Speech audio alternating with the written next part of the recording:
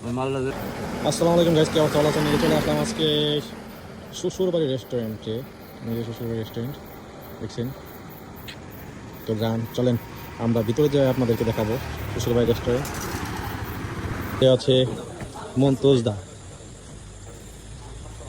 ধন্যবাদ ভাই। সুজন দা, আর এই আছি আমি।